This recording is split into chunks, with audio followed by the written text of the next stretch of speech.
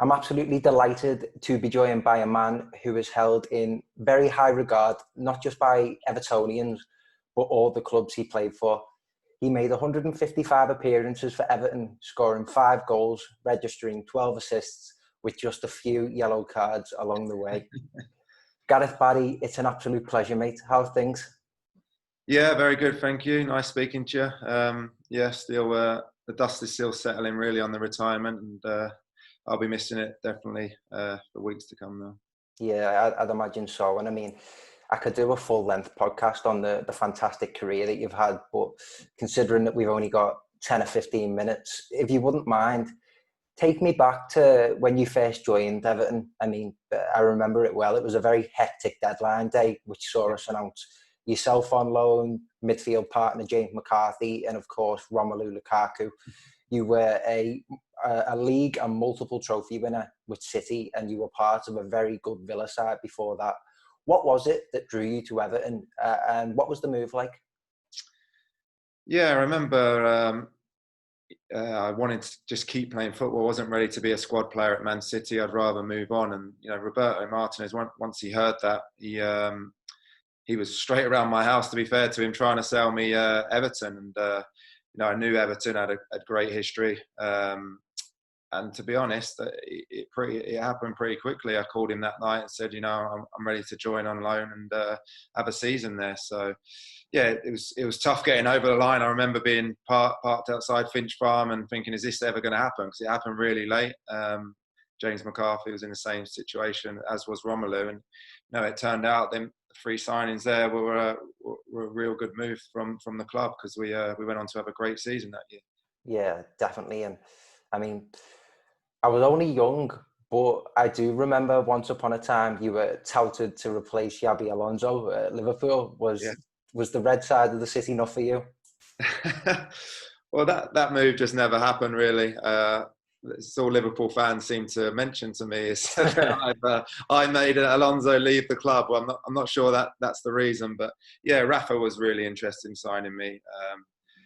The one thing that wasn't keen, and that move probably didn't happen, he was speaking about me still playing left back, left midfield, whereas I just saw myself as a centre midfielder at that stage. But that didn't happen, and I ended up joining Man City. So yeah, I enjoyed that move. Yeah, I'm sure Evertonians are glad about that, to be fair. Now, starting, of course, with your debut, I was there. It was a fantastic 1-0 win against Chelsea, of course, with that famous block against Samuel Eto'o. As you said, that 13-14 season was excellent. Yourself and James McCarthy were a joy to watch in the middle of the park. And I feel like Evertonians really do appreciate a footballer with a high footballing IQ. And from a tactical perspective, the way you would slot in deep between, say, if it was Jags and Distan, while the fullbacks would press high and be a real attacking threat, that was just fantastic. How did you find being an integral part of that side?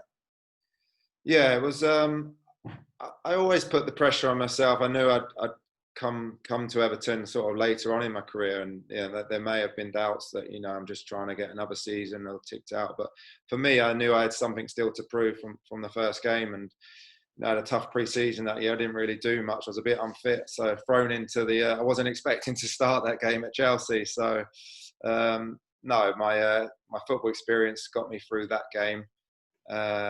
And it was obviously off to a flying start, and I didn't really look back. I didn't feel at my time at Everton I really enjoyed playing there in front of the Goodison atmosphere. I quickly learned what was expected to be an Everton player and what the fans demanded. And even at experienced time in my career, I still felt I was learning. So yeah, it was a great first season, and enjoyed 4 great years there too. Yeah, definitely. And I mean, during that season, it's certainly the best season that I've seen from the club since I've been alive, really. I mean, we had some fantastic results along the way there. There was that Chelsea game. We beat Arsenal 3-0 at home, and we beat Man United away as well. Is there any particular moment of your Everton career that stands out amongst the rest of them?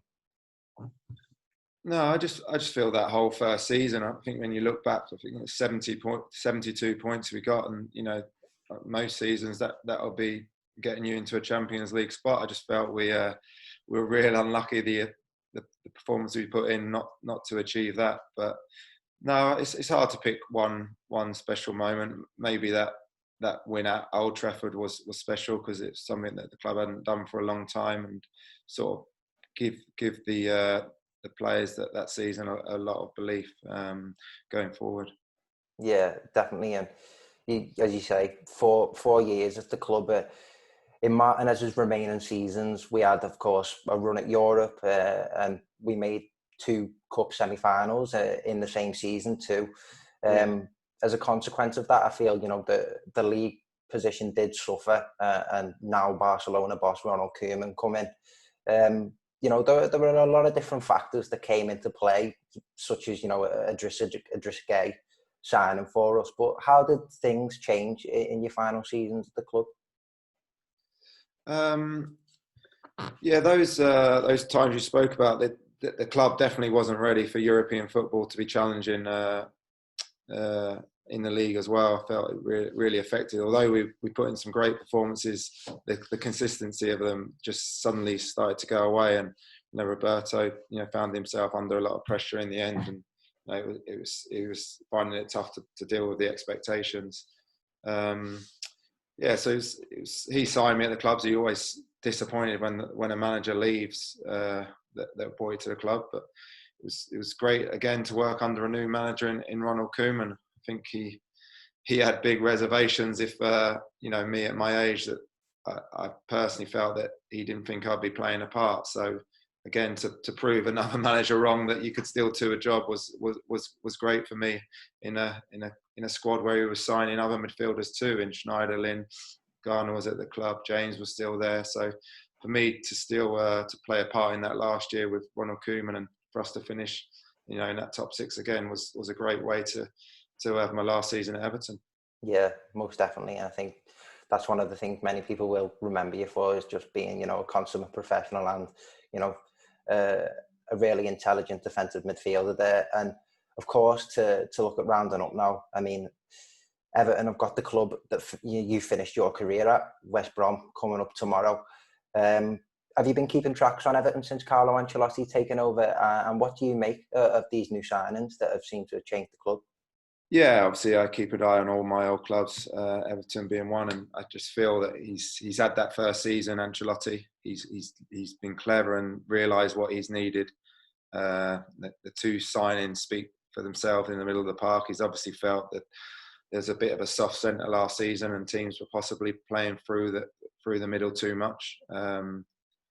I thought they were the right signings the club need, and they've certainly hit the ground running with the performance at Spurs. Not only are they Alan and Doucouré I'm talking about here, you know, they're bringing that bit of still in there. I feel they can both offer things in the opposition half too. They're both comfortable on the ball. With that, Rodriguez, he's the star signing, the one the fans are going to be looking forward to seeing, excited about, that it's going to bring the best out in other players too. So certainly a fantastic start. Now the test for me is can they keep that mentality in a different style of game at home to West Brom, which over the years you can find as tough games. So I'm excited to see how this game goes on the back of both the teams' performances from the opening day. Yeah, definitely. And if Everton can conjure up a season similar to, as you say, that first season, your first season at the club, I'm sure the fans will most definitely enjoy that.